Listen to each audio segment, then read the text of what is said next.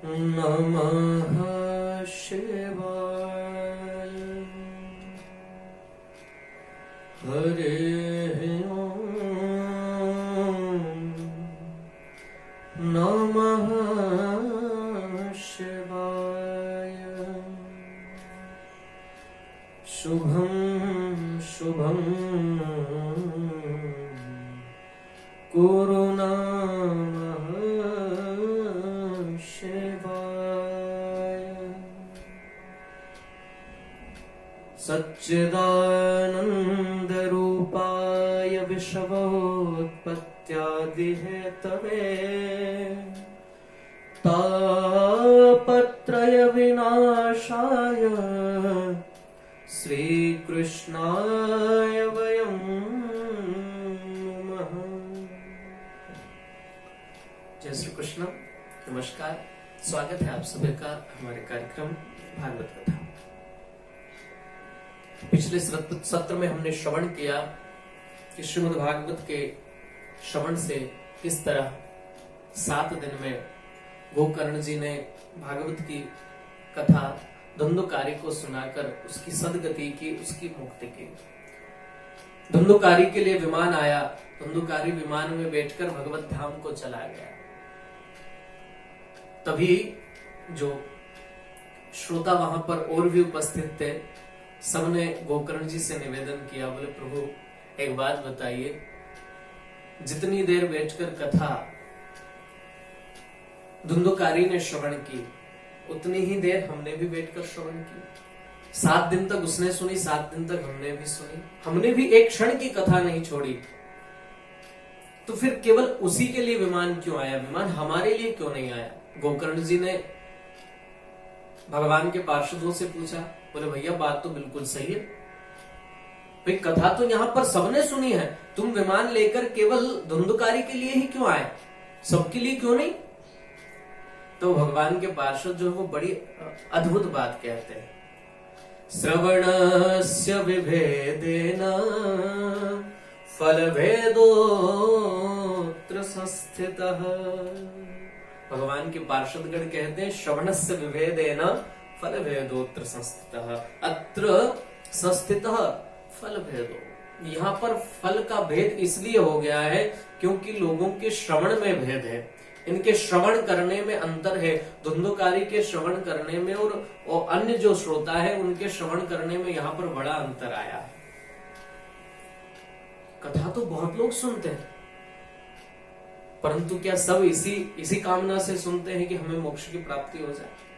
नहीं, कुछ लोग इसलिए सुनते हैं कि हमारा व्यापार अच्छा चल जाए, कुछ लोग इसलिए सुनते हैं कि चलो भैया घर पे बैठने से तो अच्छा है, वहां बैठेंगे कम से कम भगवान की नजर में ही आ जाएंगे कि हाँ हम भी भगवान की थोड़ी बहुत कथा सुनते हैं। कुछ लोग इसलिए भी कथा सुनने के लिए जाते हैं कि जो आयोजक लोग हैं, जिन्होंने कथा करवाई है, वो बड़े घनिष्ठ लोग हैं, नहीं जाएंगे तो वो बुरा मान जाएंगे। या कुछ लोग इस कारण भी जाते हैं कि जो कथा कर रहे हैं वो परिचित है, उनका भी हमारे पास कॉल आया था कि आपको एक दिन आना है या आपको कथा श्रवण करने आना है, तो कुछ इस कामना से भी जाते हैं। हर व्यक्ति एक कामना से कथा नहीं सुनता। यदि सबने मोक्ष की कामना से कथा सुनी होती तो सबके लिए विमान आया होता, परंतु सबने इस कामना से नहीं सुनी। कोई इसलिए सुन रहा है कि मेरा व्यापार चल जाए, कोई इसलिए सुन रहा है कि मेरे बेटे के यहाँ पर बेटा हो जाए, कुल की वृद्धि हो जाए, कोई चाहता है कि मेरे पूर्वजों का उद्धार हो जाए। तो सबकी कामनाएं अलग अलग है, सबके संकल्प अलग अलग हैं, इसलिए सबके सुनने में भेद आया है, सबने अलग अलग कारणों से सुना है। और धुंधुकारी ने मोक्ष की कामना से सुना, इसलिए उसका मोक्ष हो गया, उसके लिए विमान आया। इसलिए सच्चे श्रोता बनिए। श्रोता बनने के बाद, कथा सुनने के बाद, कथा सुनने गए और आपने कुछ ऐसा मन में कामना ले आए जो बड़ी सस्ती कामना है, जो बहुत छोटी है। क्योंकि जब भगवान से मांगो तो फिर भगवान से कम क्या मांगना। कुछ संत तो कहते हैं, बोले जब भी भगवान से मांगो ना तो भगवान को ही मांग लेना, क्योंकि देने वाला तो वही है, जो भी मांगोगे वही देगा। इसलिए भैया मैं तो तुम्हें ही चाहता हूं, जग तुझसे चाहता होगा परंतु मैं तो तुझे ही चाहता हूं। क्योंकि तुझे पा लिया तो फिर कुछ पाना शेष रह नहीं जाएगा। इसलिए भगवान से जब मांगो ना तो कम मत मांगो, बोले हमें तो तुम चाहिए।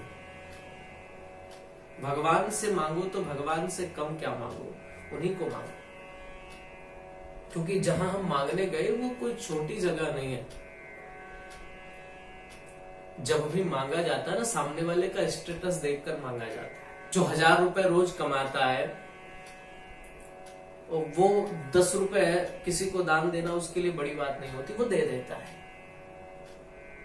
जो 10,000 रुपए कमाता है, अब आप उसके पास जाकर के 10 रुपए मांगो तो वो तो सहजता से दे देगा, परंतु उसकी क्षमता आपको कम से कम 100 रुपए देने की है, वो उतना दे सकता है आपको। इसलिए क्षमता देखकर मांगो जब सामने वाले से मांगो कि उसकी क्षमता क्या है।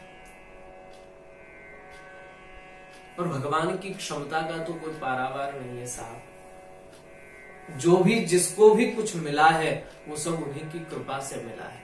उनसे ज्यादा भला कोई क्या देगा। जितना वो देते उतना तो कोई दे ही नहीं पाता है, कोई नहीं दे पाएगा।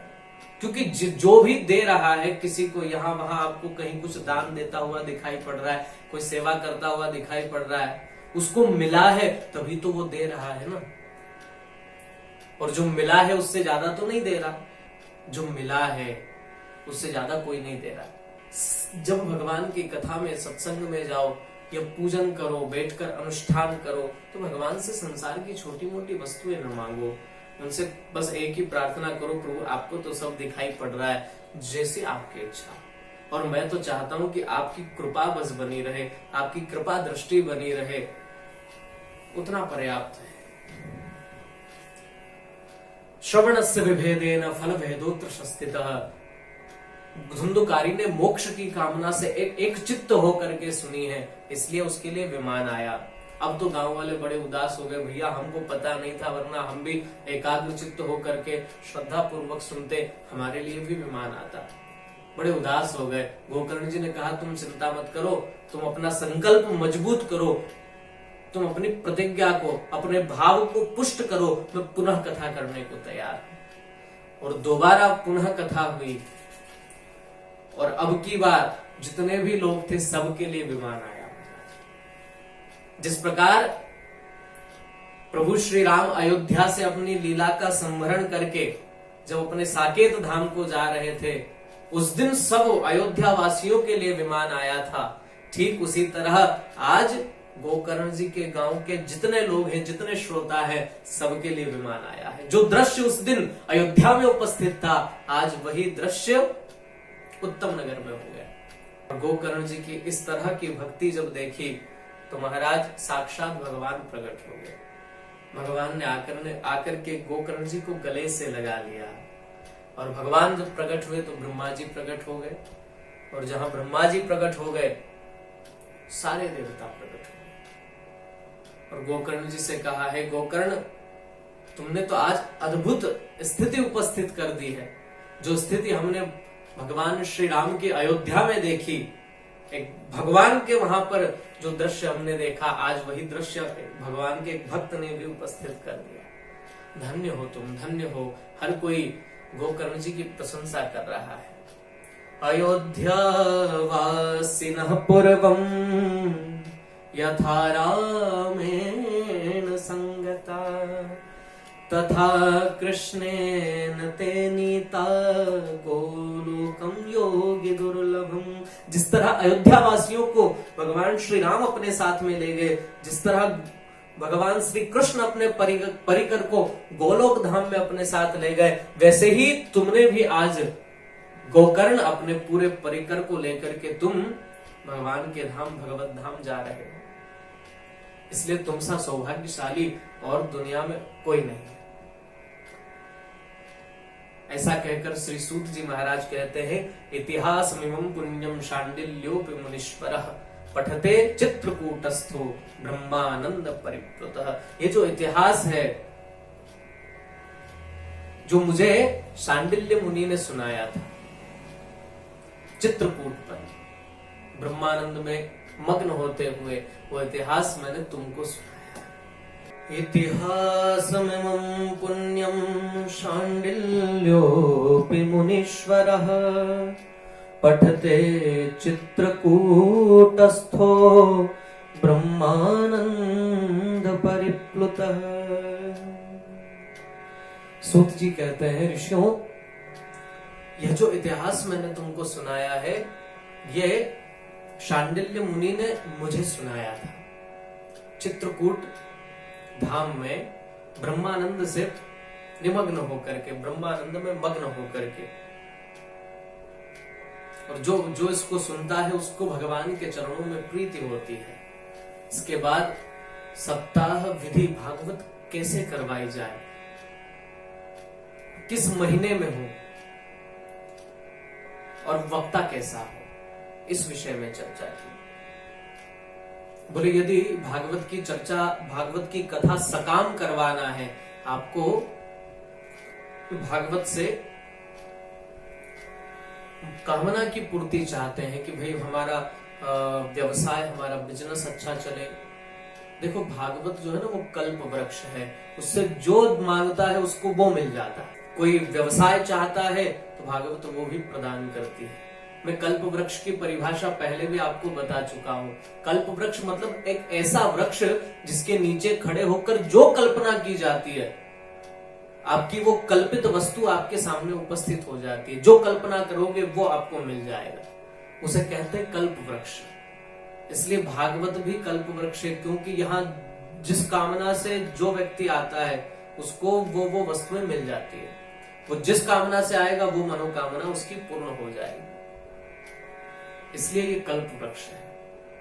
तो यहाँ यदि कामना से आपको करना है कि हमारी ये मनोकामना पूर्ण हो जाए, तब किसी बढ़िया ज्योतिषी से, किसी ब्राह्मण से मुहूर्त दिखाकर फिर भागवत की कथा करानी चाहिए।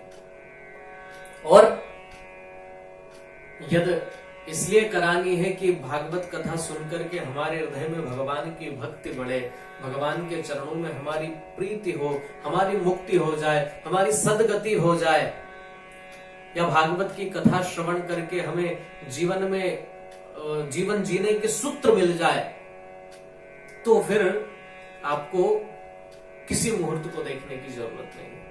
जब मन हो जाए तब भागवत की कथा आरंभ करें। हाँ, सकाम करा रहे हैं, कोई संकल्प है तो जरूर आप मुहूर्त दिखवा करके करें।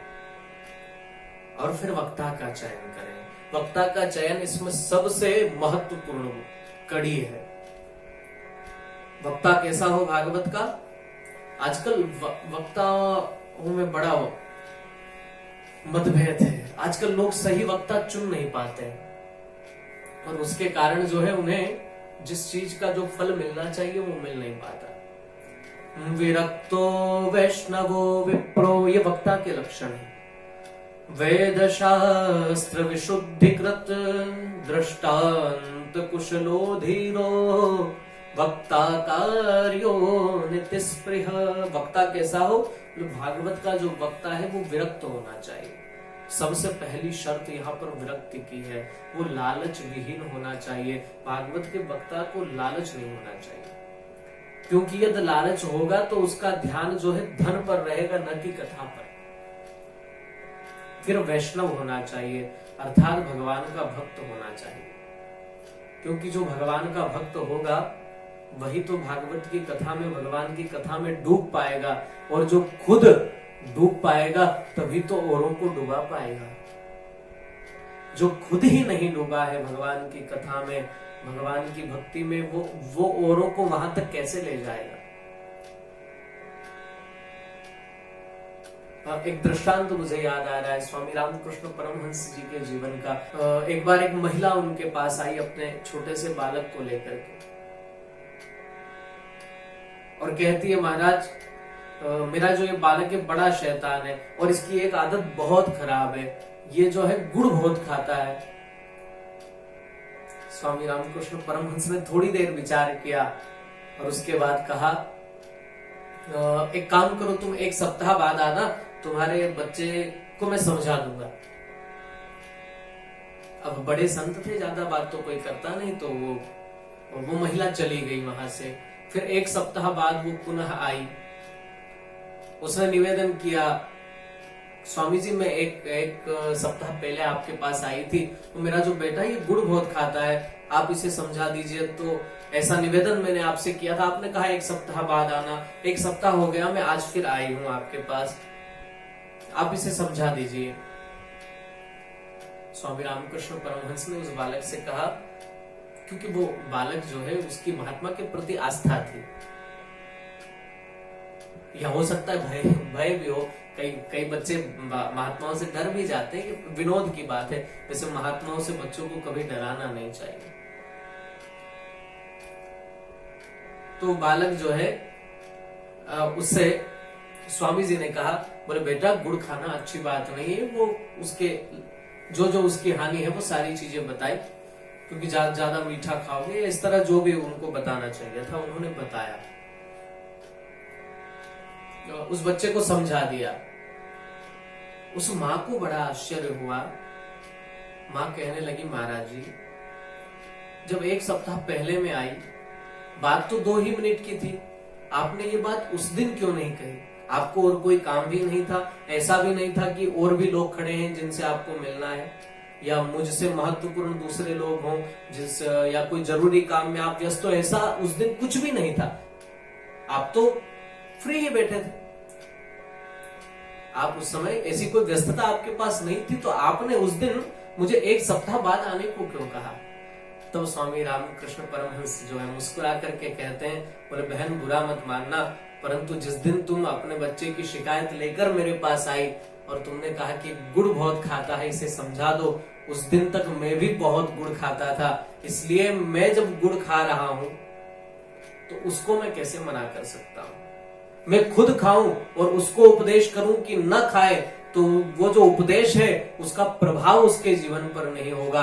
पहले मैंने खुद ने गुड़ छोड़ा है, उसके बाद मैंने तेरे बेटे को 7वें दिन बुलाया है समझाने के लिए। अब जो है मेरा जो वचन है वो उस पर प्रभावी होगा। तो जो खुद डूबा नहीं है वो औरों को कैसे डुबाएगा? जो खुद भगवान के चरित्रों में जिसका मन नहीं लगता, जो भगवान की भक्ति में नहीं डूबा है, जो खुद गुड़ खाता है, वो औरों को मना कैसे करेगा? ये वैसी ही बात यहां पर हो जाती है। तो वक्ता कैसा हो? वैष्णव हो। और तीसरी बात विप्र हो, अर्थात ब्राह्मण हो। आजकल कई लोग ऐसे हैं जो भागवत की कथा करते हैं और जन्म से वो ब्राह्मण नहीं है। मेरा तो बस इतना कहना है कि यदि आप कामनाओं के अनुसार आप चाहते हैं कि आपके संकल्प की पूर्ति हो, तो जब भी कथा कराएं किसी ब्राह्मण के द्वारा ही कराएं। और ब्राह्मण कैसा हो? वेद शास्त्र विशुद्धिकृत, वेद शास्त्र की बातों को विशुद्ध करके आप तक पहुंचा दें। क्योंकि शास्त्र जो है वो बड़ा गुह है, वो बड़ा गूढ़ है, आसानी से समझने में आने वाली चीज नहीं है।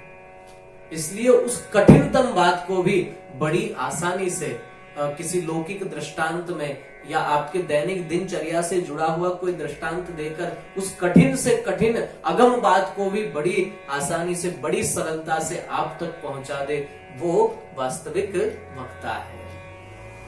वेद शास्त्र विशुद्धि, जो बहुत छोटी सी बात को बड़ी करके आपके सामने रखे, वो वक्ता नहीं है। कुशल वक्ता वो है जो पूरे समुद्र को एक घड़े में भरकर आपके सामने रख दे, अर्थात बड़ी से बड़ी, कठिन से कठिन बात को भी आसानी से आप तक पहुंचा दे, वो सच्चा वक्ता है। उसके बाद दृष्टांत कुशला धीरो, दृष्टांत कुशल। कोई बात आपके समझ में नहीं आ रही, मान लो कठिन पड़ रही है, तो दृष्टांत दे करके, कोई कहानी, कोई किस्सा सुना करके आपको उसे समझा दे। यद्यपि उसका औचित्य, उसका उद्देश्य आपको कहानी किस्से सुनाना बिल्कुल नहीं होना चाहिए, परंतु कई बार जो बहुत आपको असरल लग रहा है, जो कठिन है, जिसको समझने में सीधी सीधी पद्धति से बड़ी परेशानी हो रही है, तो उसको उदाहरण के द्वारा, दृष्टांत के द्वारा समझाया जा सकता है। ये भागवत की कथाओं को समझाने के लिए दृष्टांत की बात कही है। कई लोग तो मैं ऐसे देखता हूं जो कथा में दृष्टांत नहीं कहते, अभी तो दृष्टांत में कथा कहते हैं। उनके दृष्टांत ही चलते रहते हैं, उनकी घर गृहस्थी की बातें, फिजूल की बातें उतनी होती रहती है। तो वक्ता कैसा हो? दृष्टांत कुशल धीरो। कोई बात समझ में ना आ रही हो तो दृष्टांत के माध्यम से श्रोता को समझाए। वक्ता कार्यो नितिस्पृह, इस प्रकार का वक्ता होना चाहिए। ये वक्ता के लक्षण बताए। हो सके तो वर्णम पंच विप्राणाम कथा भंग निवृत्तये है, 5 विप्रों का वर्ण करें जो नमो भगवते वासुदेवाय इस मंत्र का जप करे, जिससे कथा में किसी प्रकार का कोई विघ्न न आवे। इस प्रकार भागवत जो है उसकी विधि का वर्णन किया। और फिर सबसे पहली बात आती है, यदि कोई कथा कराता है तो कि उसमें व्यय कितना होगा। तो यहाँ पर कई वक्ता ऐसे हैं जो अपना एक निश्चित आय बना करके रखते हैं कि हमें एक कथा के माध्यम से उससे इतना लेना, या लोगों को पहले बता देते हैं कि हमको इतना द्रव्य चाहिए तब हम कथा कहेंगे। परंतु भागवत में तो स्पष्ट लिखा है भागवत की कथा कैसे करवाई जाए। बोले जिस तरह बेटी का विवाह करवाया जाता है। अब बेटी का विवाह जरूरी तो नहीं कि 1 लाख रुपए में हो जाता है, 2 में हो जाता है, 10 लाख में या 1 करोड़ में हो जाता है। जिसकी जैसी हैसियत है, एक गरीब पिता अपनी बेटी का विवाह 50,000 में भी कर देता है। जो थोड़ा अच्छा है वो 2 लाख रुपया भी लगा देता है। जो और समृद्ध है, हर पिता चाहता है कि उसकी बेटी का विवाह अच्छे से हो, और उसके पास जितना होता है उससे भी अधिक लगाने का वो प्रयास करता है। बोले ठीक उसी तरह भागवत की कथा भी होनी चाहिए। इसका कोई निर्धारित व्यय नहीं है। जिस प्रकार एक पिता अपनी बेटी के विवाह में व्यय करता है, जिस प्रकार बेटी के विवाह को उत्साह पूर्वक करता है, उसी तरह भागवत की कथा करानी चाहिए। अब कोई कितने कम खर्चे में कर सकता है, किसका ज्यादा से ज्यादा हो सकता है, वो उसकी हैसियत पर, उसकी आवक पर डिपेंड करता है, वो उस पर निर्भर कथा होनी चाहिए। और बीच बीच में जय शब्दम नमः शब्दम शंख शब्दम चकारय, बीच में श्रोताओं को जय शब्दम, भगवान की जय हो इस तरह के उद्घोष, शंख शब्दम, शंख इत्यादि बजने चाहिए। इस तरह भागवत की कथा कराई जानी चाहिए। ये इसकी पूरी विधि का वर्णन किया गया। और इसी के साथ हम इस सत्र को यही विश्राम देंगे। शेष चर्चा हम लोग भागवत के महात्म्य में ही लगभग अगला सत्र हम लोग महात्म्य में करेंगे। उसके बाद भागवत के प्रथम स्कंद में हम लोग प्रवेश करेंगे। साधक जय श्री कृष्ण।